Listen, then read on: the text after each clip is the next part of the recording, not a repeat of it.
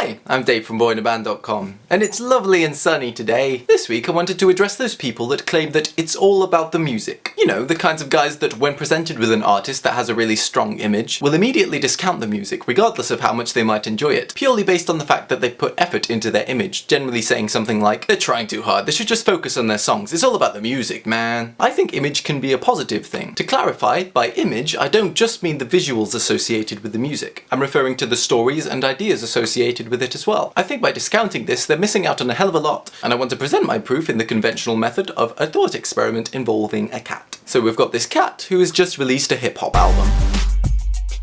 Two dudes are watching this cat's music video on YouTube and agree that this is a pretty good song, that cat is talented. Later on, the dudes listen to the song on its own and have a pleasant enough experience doing so. Now let's transition into a parallel universe in which everything is the same, except in this universe the cat put a bit more effort into his image. Taking note of the visual aspect, dude number one happens to mention, wow, that cat is cool, I wish I was as cool as that cat. But dude number two gets thoroughly indignant, saying, this is terrible, it's just some cat trying too hard, it totally ruins the integrity of the music. But as dude number one listens to the song later, he has that cool image mentally associated with that cool beat. As such, he has a stronger emotional response to the song and enjoys it more. Now in our third and final parallel universe, as dude number one watches the video, dude number two picks up a magazine and is shocked to discover that that cat killed a guy. All of a sudden, the music seems considerably more intense. And as he listens later, dude number one is filled with horrified amazement at the actions of the feline MC, resulting in an even stronger emotional attachment than in either of the previous two parallel universes. If by getting into the story and visuals you get more enjoyment from the music, what's wrong with it? And unlike things like politics and religion, no one gets hurt if you suspend belief with musical imagery. Well, except the guy that cat murdered. In some cases, image does take precedence. I imagine Marilyn Manson wouldn't be where he is today if he decided to dress in his favourite pair of jeans and novelty t-shirt. The intense image he's made around his music makes it feel even more exciting when you listen to it. Then there's the authenticity that the it's all about the music crowd advocate. The artist that's focused entirely on the music. Ironically, this is an image itself, whether intentional or not. If these people are listening to an artist thinking, this is so cool, they clearly only care about the music, bam, they're allowing an idea outside of the music to colour their appreciation of it. But that's okay. Our brains naturally associate images and ideas with sounds. This is why you'll remember the alphabet to the tune of Twinkle Twinkle Little Star, why people over the age of 22 will associate this sound with a combination of nostalgia and frustration,